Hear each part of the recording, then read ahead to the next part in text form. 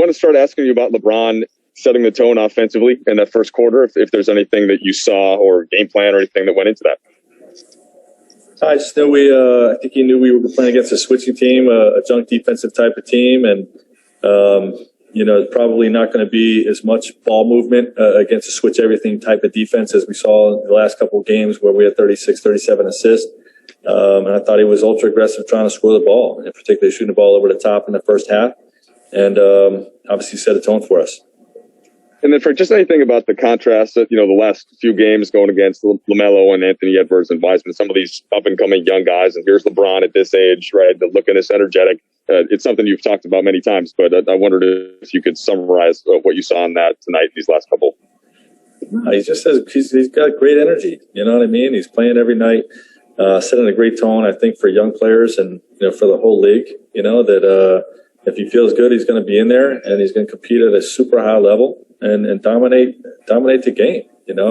He's the MVP of the league, in my opinion, thus far, because of that mindset and what he's doing for our team. And he just wins the game in so many different ways. We're number one defense in the league without Anthony Davis for most of this season, largely because what he does with his play and with his quarterbacking and his voice. And, obviously he has the ability to put up triple doubles. He has the ability to score 30, 40 points. He's really doing it all for us. And then, Frank, third quarter, Charlotte comes all the way back, and you go to a smaller group. Seems a couple guys that you trust. What were you looking for from that group, and how do you think that tilted things? Yeah, well, they started the half small. We like to give our style of play a chance to counter that first. They went on a run, so we countered that with a small lineup of our own. Trez got in there some against Viznak Biombo when they took all their bigs out. We had him in there some. We had Keith in there some, and then we ultimately moved Bron to the 5 with 4 guards, and just worked on containment. And, obviously Bron was able to lead that group and take us home. Dave?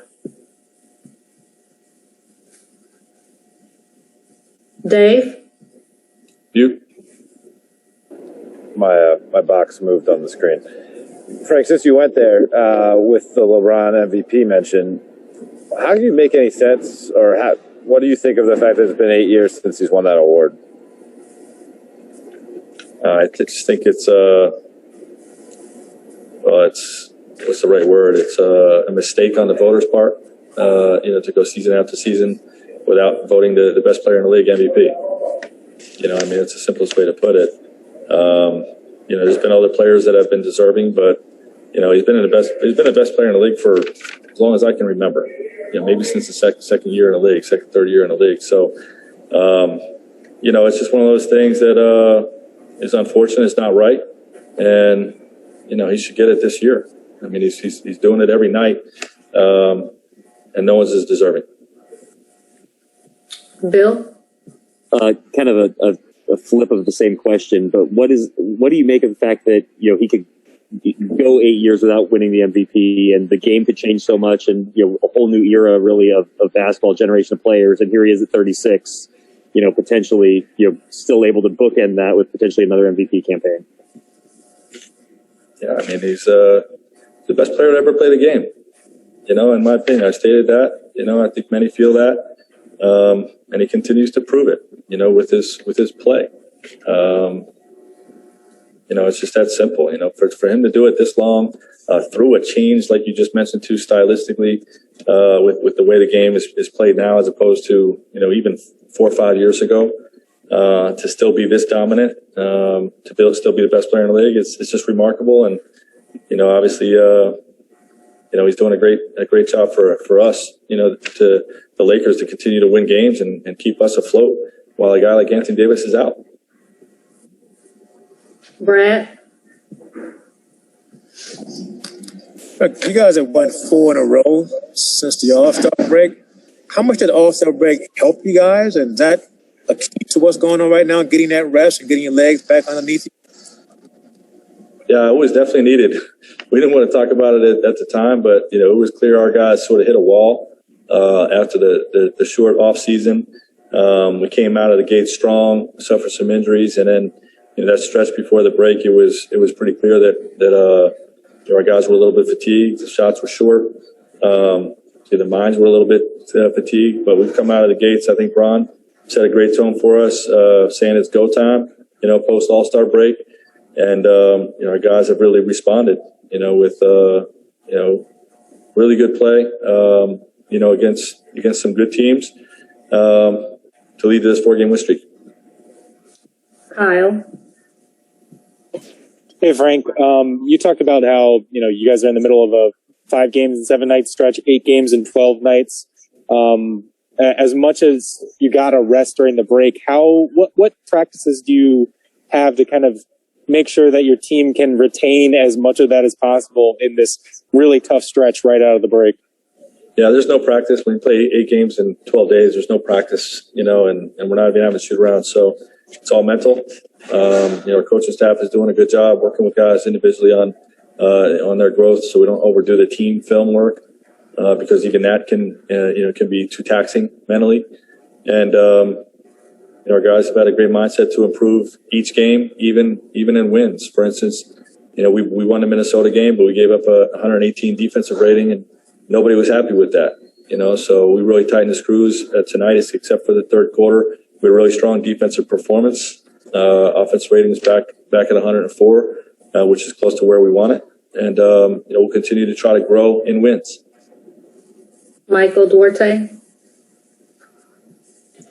Yeah, Frank, I can't remember the last time you guys had a 12:30 start game. What's the challenge after playing so long, in the evening, to then switch to an early day game like that and then have to go back to the next night against Phoenix in a very tough game at 7 again? Yeah, it's essentially like a back-to-back, playing a night game tonight, some cleanups tomorrow, and try to prepare for the Atlanta game. If we try to have a sort of a team meeting or walkthrough here at Staples on Saturday, it has to be like 9 in the morning. So we'll try to do our prep work tomorrow, and our guys just got to battle through it. There's going to be some mental fatigue there for sure, but that's just part of this condensed schedule that the whole league is dealing with. No one's feeling sorry for us. We're not feeling sorry for ourselves. We're committed to go out and get a win on Saturday. Rashawn. Hey, Coach, there was a sequence there in the fourth quarter. LeBron got a block at the rim. Boss reversed around. He gets in Rozier's grill. You guys end up getting a stop. You call a timeout. It seemed like he was pretty fired up there. What did you see from him specifically during that sequence and how that kind of, charged the team? Same thing we see every night from LeBron James. He dominates the game, in every way that's needed. And during that stretch you just alluded to, it was with his defensive performance, both at the rim and closing out to Terry Rozier, not even guarding Terry Rozier, but it reminded me of when he guarded Jamal Murray in the playoffs last year, telling the whole team, stay home, I got it. No one else has to help. And he just mans up and gets the stop necessary for us to secure the win. So, that was a great sequence by him. Last 3. Claudia? Frank, it looks like the team plays with more rhythm with Caruso in the game. How big of a difference makes having him on the floor? Yeah, he always moves the needle for us. He always seems to end up in the positive and the plus minus. When he had a tough shooting, that was 1 for 7. So when you go 1 for 7, you're not making shots, but your team is a plus 10. You're doing all the little things to help us win. And that's what Alex Caruso is all about. Thank you. Maximilian? Thank you. Hey, Coach. Sunday marks 100 days since Dennis Schröder first wore a Lakers jersey. How would you rate those first 100 days? I think it's going great. We hope he's happy here. Our guys really like him. Our coaching staff's really enjoying coaching him. He's got a great energy about him, a great spirit, and a great competitive fire that he brings to our team. On both sides of the ball, his ability to attack the paint, and what he does for us defensively. He's off to a great start as a Laker. Last question, Nicholas. Hi.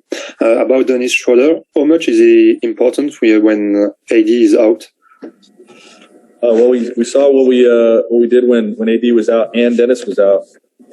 We struggled when the two of them were out. So, obviously it's tough to make up for the absence of Anthony Davis, but when you have a guy like Dennis Schröder that can really compete on both sides of the ball, he's been vital since he's come back. I'm not sure what our record is exactly, but since he came back from the health and safety protocols, I think our record's pretty good, and he's been an important piece of that. Thanks so much, Coach. Okay.